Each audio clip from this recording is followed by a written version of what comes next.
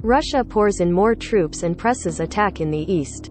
Russia is attacking cities and towns in Ukraine's eastern industrial heartland and pouring more forces into the country. Kyiv, Ukraine. Russia assaulted cities and towns along a boomerang-shaped front hundreds of miles long and poured more troops into Ukraine on Tuesday in a potentially pivotal battle for control of the country's eastern industrial heartland of coal mines and factories.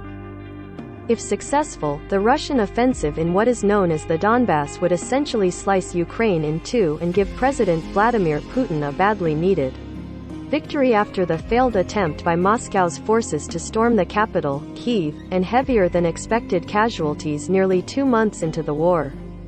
The cities of Kharkiv and Kramatorsk came under deadly attack, and Russia also said it struck areas around Zaporizhzhia and Dnipro west of the Donbass with Russian Defense Ministry spokesman Major General Igor Konashenkov said air-launched missiles destroyed 13 Ukrainian troop and weapons locations, while the air forces struck 60 other Ukrainian military facilities, including missile warhead storage depots. Russian artillery hit nearly 1,300 Ukrainian military facilities and over 1,200 troop concentrations over the past 24 hours, Konashenkov said. The claims could not be independently verified. In what both sides described as a new phase of the war, the Russian assault began Monday along a front stretching more than 300 miles, 480 kilometers, from northeastern Ukraine to the country's southeast. Ukraine's military said Russian forces tried to break through our defenses along nearly the entire front line. Weeks ago, after the abortive Russian push to take Kyiv, the Kremlin declared that its main goal was the capture of the mostly Russian-speaking Donbass, where Moscow-backed separatists have been fighting Ukrainian forces for 8 years. A Russian victory in the Donbass would deprive Ukraine of the industrial assets concentrated there, including mines, metals plants and heavy equipment factories. A senior U.S. defense official, speaking on condition of anonymity to discuss the Pentagon's assessments of the war, said the Russians had added 2 more combat units, known as battalion tactical groups, in Ukraine over the preceding 24 hours.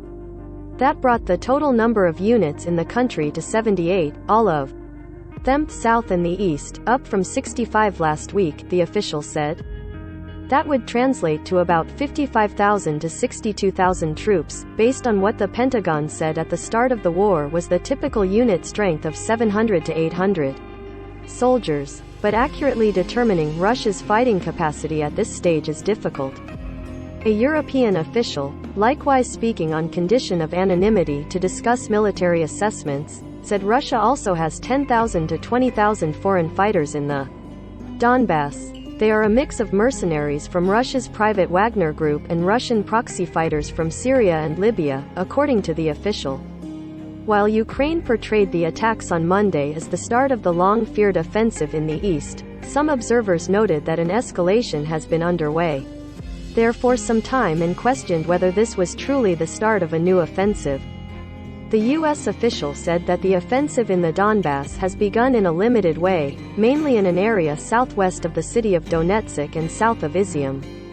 Justin Crump, a former British tank commander now with the strategic advisory company Sibylline, said the Ukrainian comments could, in part, be an attempt to persuade allies to send more weapons.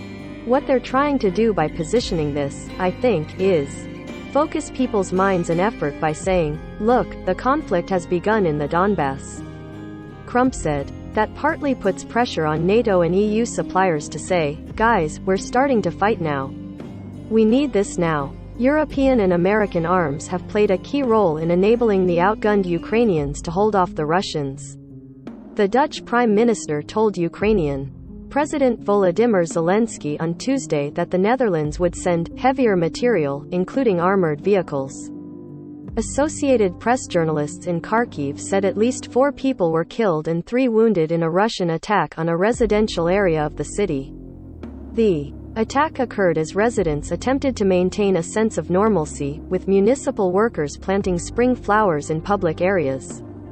An explosion also rocked Kramatorsk, killing at least 1 person and wounding 3, according to AP journalists at the scene. Eyewitness accounts and reports from officials have given a broad picture of the extent of the Russian advance. But independent reporting in the parts of the Donbass held by Russian forces and separatists is severely limited, making it difficult to know what is happening in many places on the ground. Military experts said the Russians' goal is to encircle Ukrainian troops from the north, south and east. Key to the campaign is the capture of Mariupol, the now devastated city in the Donbass that the Russians have besieged since the early days of the war.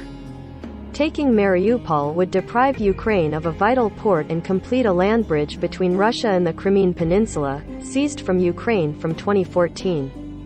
It would also free up Russian troops to move elsewhere in the Donbass. A few thousand Ukrainian troops, by the Russians' estimate, remained holed up in a sprawling Mariupol steel plant, representing what was believed to be the last major pocket of resistance in the city. On Tuesday, Russia issued a new ultimatum to the Ukrainian defenders to surrender, saying those who come out will keep their lives, and said a ceasefire was being declared in the area so the combatants could leave the plant. The Ukrainians have ignored previous such offers, and there was no immediate confirmation a ceasefire occurred. The Kremlin-backed leader of Chechnya, Ramzan Kadyrov, whose forces have taken part in the fighting in Mariupol, said on a messaging app that Russian forces would root out the Ukrainian resistance within hours and take full control of the steel mill on Tuesday.